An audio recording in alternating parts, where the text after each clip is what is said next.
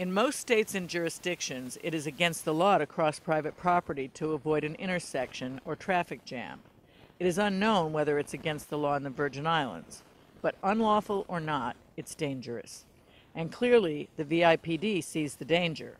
A few years back, police officers were giving tickets to drivers using the Long Bay Pueblo parking lot to avoid the right turn at Mandela Circle by making a left and then entering the lot and coming back onto the roadway by the Natural Foods grocery store.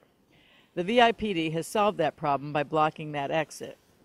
So now the same drivers are using the giant gas station as a bypass, speeding through the parking lot again to avoid the traffic backup at Mandela Circle.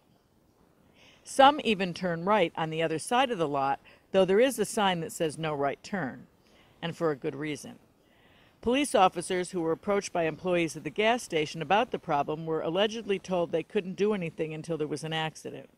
I hope that's not true. The police commissioner has the power to issue new regulations under the VI code. It's time, if we don't already have a law against this dangerous habit.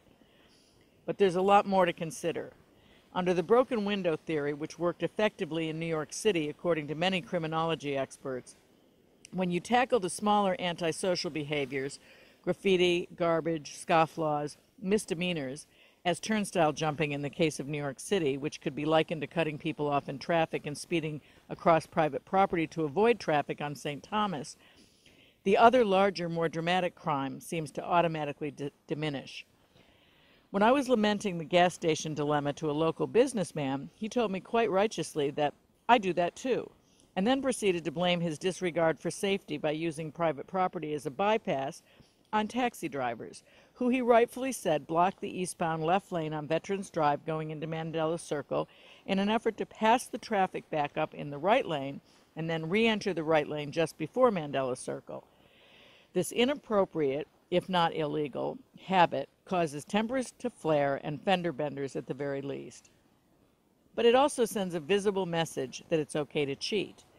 There is no end to excuses for this and lots of other disruptive, dishonest, and demoralizing behavior that goes on day after day in our beautiful islands. So the question is twofold. Do two wrongs actually make a right? And when are we going to stop blaming others and make a decision to do the right thing ourselves? There are those who discredit the broken window approach to crime fighting, but no one can deny its effect in New York City. Violent crime dropped dramatically when the small offenders were busted, the graffiti was painted over, and the garbage on the streets and subways was cleaned up.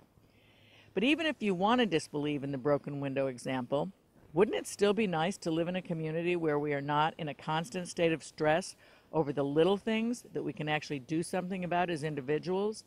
Come on, folks. Take responsibility for your own behavior. Aim to do the right thing all the time. Make it your ideal goal. It's the right and, more importantly, the peaceful way to live.